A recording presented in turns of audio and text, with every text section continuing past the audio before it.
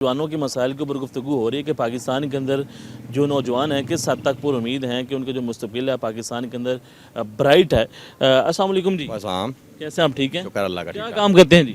मैं आईटी से रिलेटेड हूँ। तो कैसा जा रहा है आपका काम? आईटी का तो कहते हैं काम ही बहुत ज़्यादा है। आईटी का काम अच्छा है, लेकिन अब ये देखें कि इंटरनेट जो है वो बहुत स्लो जा रहा है।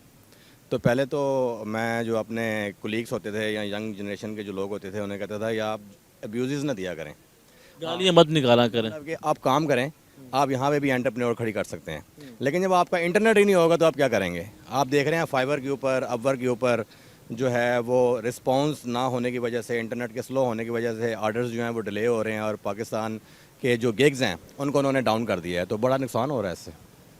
हम कहते हैं कि हमने आईटी सेक्टर में आगे बढ़ना है, तरक्की करनी है, लेकिन इंटरनेट जो है हमारा जिस कदर स्लो हो गया है तो उससे नुकसान हो रहा है, फ़ायदा नहीं हो रहा। एग्जैक्टली नुकसान हो रहा है। आप पॉलिटिकल बात भी थोड़ी सी कर लेते हैं।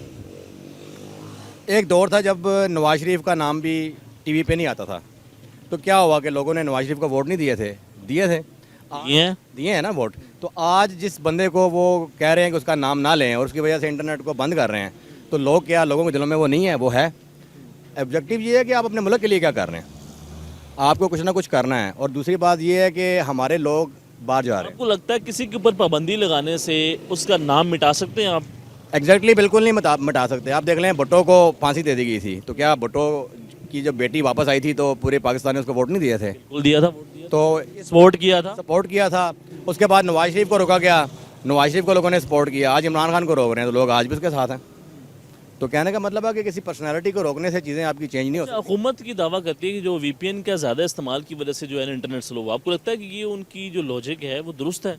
देखिए, वीपीएन तो पहले लोग यूज़ ही नहीं कर रहे थे। जब से इन्होंने फायरवॉल्स को इंस्टॉल किया है और सिस्टम को इंटीग्रेट किया है, या मुझे नहीं पता इनके पास टेक्निकल स्टाफ कैसा है या फायरवॉल्स को कैसे लगाना है कि वो इंटरनेट की स्पीड को कंट्रोल कर सकें या चीज़ों को कंट्रोल कर सकें। लेकिन वो चीज़ों को कंट्रोल कर रहे हैं या नहीं कर रहे हैं मुझे तो नहीं पता। लेकिन ओवरऑल जो आपका इंटरनेट है वो सफ़र हो रहा है। आपके जो लोग हैं, जो आईटी से रिलेटेड लोग हैं, वो काम नहीं कर पा रहे।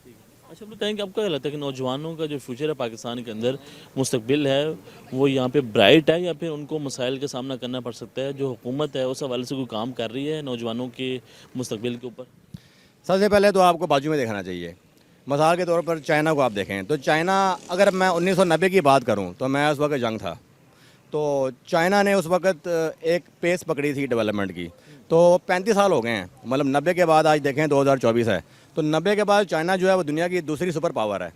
तो आप क्या समझते हैं कि अगर आप मेरे साथ आईटी इंडस्ट्री में काम कर रहे हो और आप मेरे साथ 24 साल रहे हैं या 35 साल रहे हैं, तो आप मुझसे कुछ ना कुछ तो इनहेरेंट करेंगे ना कहीं तो तरक्की करेंगे आप चाइना के दोस्त हैं। चाइना 90 से तरक्की कर रहा है।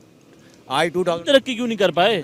क्या मसला कहाँ पे पैदा हो गया? मैं वही बताना चाह रहा हूँ कि 2024 है, 35 साल में चाइना दुनिया की दूसरी सुपर पावर है। हम उसके हमसाये में बैठे हुए हैं, ठीक है, और हमने बिल्कुल तरक्की नहीं की। इंडिया देखें कहाँ पे जा रहा है, बांग्लादेश को देखें, उसकी एक्सपोर्ट देखें वो कहाँ पे जा रही है। क्यों नहीं बढ़ पाए आगे? इसलिए नहीं बढ़ पा रही कि गवर्नमेंट कुछ इनिशिएटिव्स ऐसे हैं जो कि टॉप लेवल से लिए जाते हैं, वो आपको लेने हैं। कुछ इनिशिएटिव्स हैं जो कि लोकल कम्युनिटी लेती है। अगर लोकल कम्युनिटी इनिशिएटिव तब लेगी ना कि जब गवर्नमेंट टॉप लेवल से चीज़ें की जाएंगी।